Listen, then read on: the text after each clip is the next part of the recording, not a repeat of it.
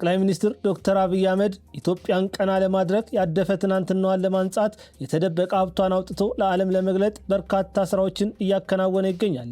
በሌላ በኩል ደግሞ ታላላቅ ሀገራት ኢትዮጵያን ስትራቴጂካዊ አጋር አድርገው አብሮ ለመስራት አድማሳትን አካለው ወደ አዲስ አበባ እየተመሙ ይገኛሉ። ይሁን እንጂ ከ53 ዓመታት በፊት የተመሰረተውና ረጅም መስዋዕትነትን ከፍሎ ነፃነትን ሳይሆን ዛሬም ድረስ ባርነትን ለኤርትራውያን ያወረሰው ሻዕቢያ የግብፅን ተልዕኮ በኢትዮጵያ ለማስፈጸም ህወሓትና ፋኖን መሳሪያ አድርጎ እየተጠቀመ ሲሆን በርካታ ትግራዋይ የህወሓትን አካሄድ ተቃውሞ ከኢትዮጵያ መንግስት ጎን ቆመዋል። ጠቅላይ ሚኒስትር ዶክተር አብይ አህመድ ማንም የፈለገውን ይበል፣ እኛ መሰረታችንን በአለት ላይ ጥለናል፣ ጠላቶቻችን ተሰልፈው እጅ ይሰጡናል፣ ማንም ምንም ማድረግ በማይችሉበት ደረጃ ላይ ደርሰዋል ሲሉ በቃና ቴሌቪዥን ላይ በነበራቸው ቆይታ ላይ ተናግረዋል። አንድ አይነት ክንፍ ያላቸው ወፎች አንድ ላይ ይበራሉ እንደሚባለው የኢትዮጵያ ጠላቶች የግብፅ ተወካዮች አንድ አይነት ድምፅን በእኩል ሰዓት እያሰሙ ይገኛሉ። ኦነግ የህወሓት ህጋዊ ሰውነት መመለስ አለበት እያለ መከራከር ጀምሯል። ጽምዶ በሱዳን ከሰላ ከተማ በኤርትራዊው አወል ሰይድ አማካኝነት ተሰብስበው መክረዋል። ከስሙ ጀምሮ አንድም ፋኖን የሚመስል ነገር የሌለው ይህ ጥምረት የሱዳንንና የኤርትራን ባንዲራ በክብር ሰቅሎ በሻዕቢያና ህወሓት መዝሙር ታጅቦ ፋኖን በተላላኪነት ተጋብዞ የኢትዮጵያ መንግስት ስለማጥፋት ውይይት አድርገዋል። የፈረንሳዩ ጋዜጣ አፍሪካ ኢንተለጀንስ የህወሓቱ ጀነራል ፍስሐ ኪዳኑና የሻዕቢያው ጀነራል ኢዮብ ፍሳዬ የፌዴራል መንግስቱን ለመጣል በሚል ለመወያየት በመቀሌ ተገናኝተው መምከራቸውን ጽፏል። ዘኢኮኖሚስት ደግሞ ፋኖ ኦነግና ህወሓት ከሻዕቢያ ጋር በሱዳን ተገናኝተው መምከራቸውን ዘግቧል። ህወሓት ከትናንትና በስቲያ በመቀሌ በጠራው ሰልፍ ላይ የጊዜ አስተዳደሩ ምክትል ፕሬዚዳንት በሆኑት አቶ አማኑኤል አሰፋ አማካኝነት የፌዴራል መንግስቱ በሌሎች ግጭት ባለባቸው ክልሎች ውስጥ በጀትን ሳያቋርጥ በትግራይ ክልል ላይ ብቻ ይህንን ማድረጉ ተገቢ አይደለም። በአሁኑ ሰዓት 1.2 ሚሊዮን ህጻናት ወደ ትምህርት ገበታቸው መሄድ ሳይችሉ ቀርተዋል። መምህራን ላለፉት በርካታ ወራት ደሞዝ አልተከፈላቸውም።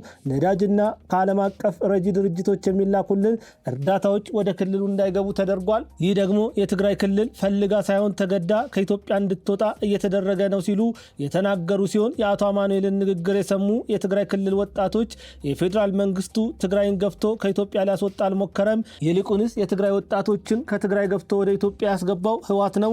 ይህ መልካም አጋጣሚ ነው። አሁን ላይ ማን ለትግራይ እንደሚያስብና ማን እንደማያስብ እንድንለይ አድርጎናል። እናንተ ጦርነት ውስጥ ልታስገቡን ብትፈልጉም ከመቀሌ ገፍታችሁ ብታስወጡንም የፌዴራል መንግስቱ ግን ሳይገፋን እኛን ተቀብሎናል። ከትግራዋይነት ይልቅ ኢትዮጵያዊነት ሰፊ ማዕቀፍ እንደሆነ እንድንረዳ አድርጋችሁናል ሲሉ ተደምጧል። በዚህ አማራጭ በበዛበት የሪል ስቴት ገበያ የእርሶ መስፈርት ምንድን ነው? እኛም የብዙዎች ተቀዳሚ መስፈርት በሆነው እንግሊዝ ኤምባሲ ተገኝተናል። ሰመር ሪል ስቴት ሴቶች አደባባይ በሰራው ታላቅ ስራ ብዙዎች ምርጫቸው አድርገውናል።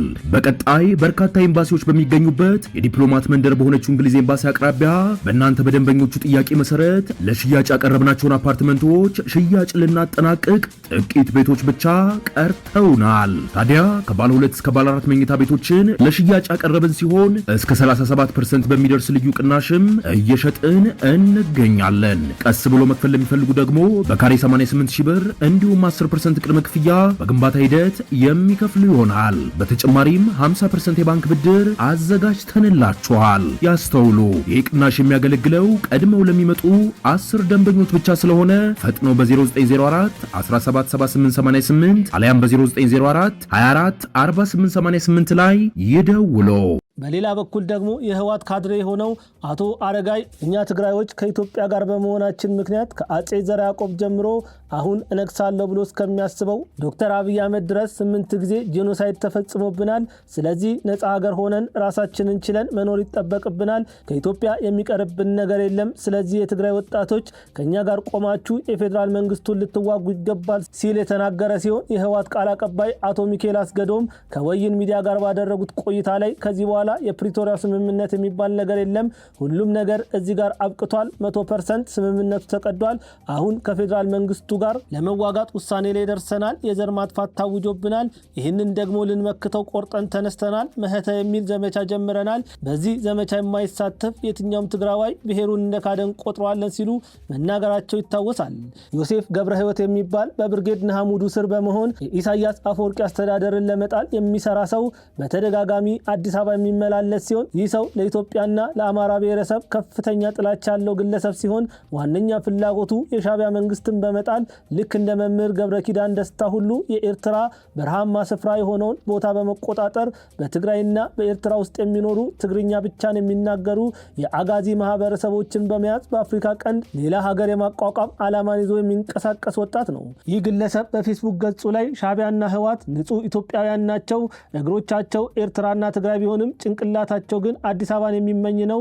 ስለዚህ እነዚህ ሁለት ኢትዮጵያውያን ቡድኖችን በማጥፋት ኢትዮጵያ የምትባለው ሀገር የማትደፍራትን የዓለም ማህበረሰብ የሚመኛትን ሀገር እንመሰረታለን ሲል ተናግሯል።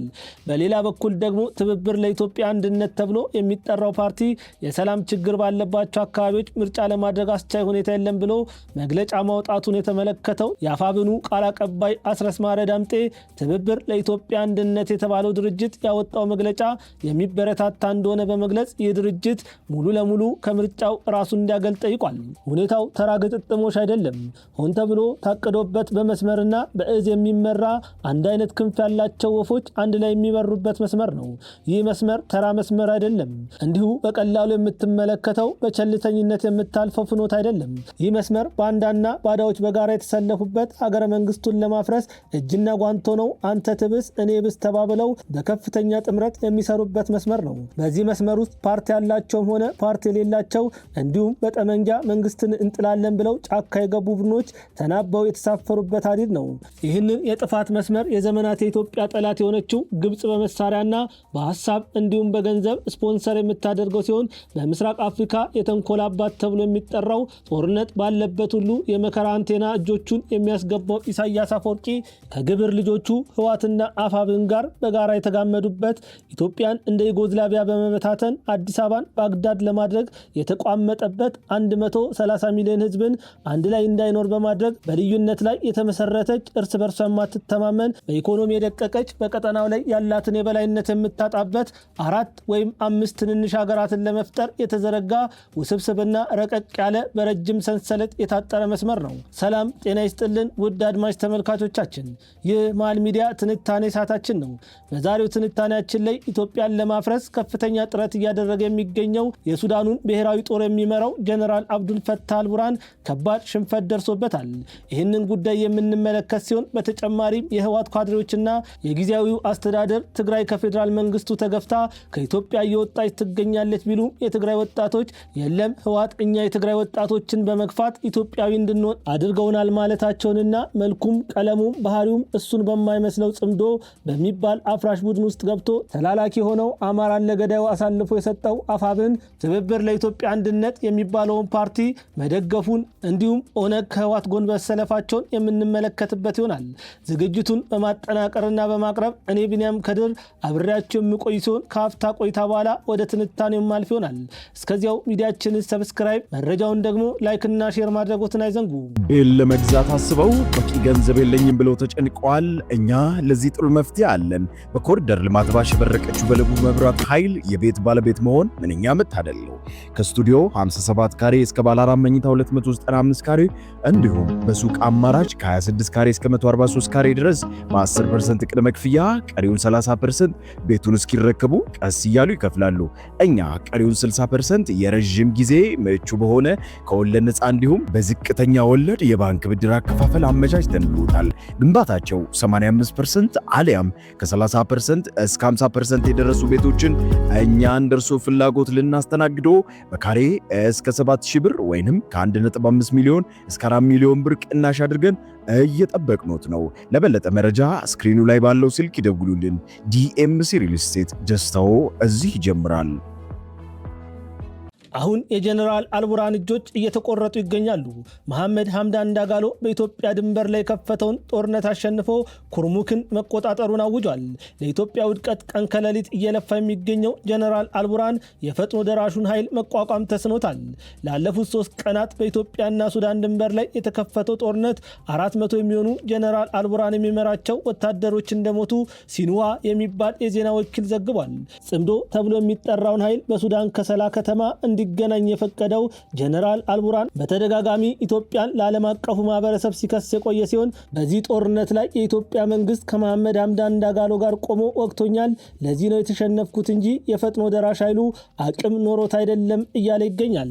ብርጌድ ንሓመዱ የሚባል ድርጅት መቀመጫውን አዲስ አበባ ላይ አድርጎ የሻዕቢያን መንግስት ለመጣል እየሰራ ያለ ቡድን ነው።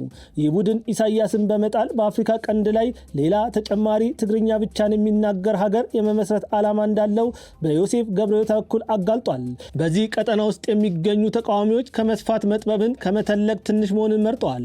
ከዓመታት በፊት በአፍሪካ ሁለተኛ የቆዳ ስፋት የነበራት ሱዳን በፈጠረችው የእርስ በርስ ጦርነት ደቡብ ሱዳን የምትባል አገርን ወልዳ በዲሞክራቲክ ኮንጎ ተበልጣ በአሁኑ ሰዓት ሶስተኛ ደረጃን የያዘች ቢሆንም አሁንም ለማነስና ራሷን ወደ ሁለት ሀገርነት ለመለወጥ በጀነራል አብዱል ፈታህ አልቡርሃንና በመሐመድ ሐምዳን ዳጋሎ መካከል ጦርነት እያደረገች ትገኛለች። ከቀናት በፊት የጀነራል አልቡርሃን ጦር በሱዳን ኤልዳይን የማስተማሪያ ሆስፒታል ላይ በፈጸመው የድሮን ጥቃት 64 ሰዎች መግደሉን የዓለም የጤና ድርጅት ኃላፊ ዶክተር ቴድሮስ አዳኖም የገለጹ ሲሆን በትናንትናው ዕለት ደግሞ በኢትዮጵያና በሱዳን ድንበር መካከል በምትገኘው ኩምሩክ ላይ በተደረገ ጦርነት የመሐመድ ሐምዳን ዳጋሎ ጦር 400 የሚሆኑ የጀነራል አልቡርሃን ወታደሮችን መግደሉ ተሰምቷል።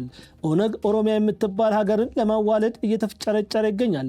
ህወሓት ደግሞ ታላቋን ትግራይን ለመመስረት የትግራይን ወጣቶች እየተማጸነ ሲሆን አፋብን ደግሞ በጎጃም የበላይነት የሚመራ አማራ የምትባል ሀገር ለመፍጠር ከሻዕቢያ ጋር ጥምረትን ፈጥሯል። ሶማሌላንድ ሀገር የሆነችባት ሶማሊያ ጁባላንድና ፑንትላንድ ከእጇ ከወጡ ዓመታት ተቆጥረዋል። አሁን ደግሞ የሶማሊያ ደቡባዊ ግዛት ለፌዴራል መንግስቷ ልታዘዝም ማለቱ ከተሰማ ቀናት ተቆጥረዋል። ይህ ቀጠና በዚሁ ከቀጠለ ከጥቂት ዓመታት በኋላ በርካታ ትናንሽ ሀገራትን የሚያዋልድ ይሆናል። ኢትዮጵያ ውስጣዊ ሰላሟን አጠናክራ ህወሓትና ኦነግን እንዲሁም ፋኖ የሚባለውን የወንበዴ ስብስብ ማጥፋት ከቻለችና ብርጌድ ንሓመዱ የሻዕቢያን አስተዳደር አስወግዶ የኤርትራ ትግረኛ ተናጋሪ ማህበረሰቦችን ይዞ ሌላውን የኤርትራ መሬቶች ለኢትዮጵያ ሰጥቶ ሀገር የሚሆን ከሆነ አሁን ያለው የኢትዮጵያ የቆዳ ስፋት ከመስፋቱን ባሻገር ያለምንም ጦርነት ወደ ቀይ ባህር የምትመለስበትን መንገድ ታገኛለች ማለት ነው።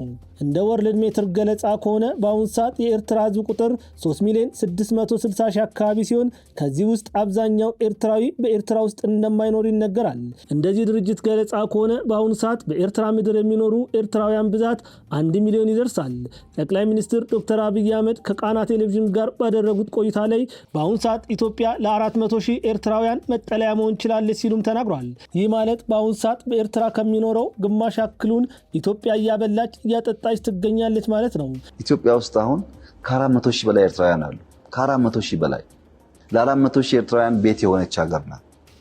እኛ ተቀባይ ብቻ አይደለንም፣ ለዓለም ኮንትሪቢዩት ማድረግ የሚያስችል ብቃት ያለን ህዝቦች ነን።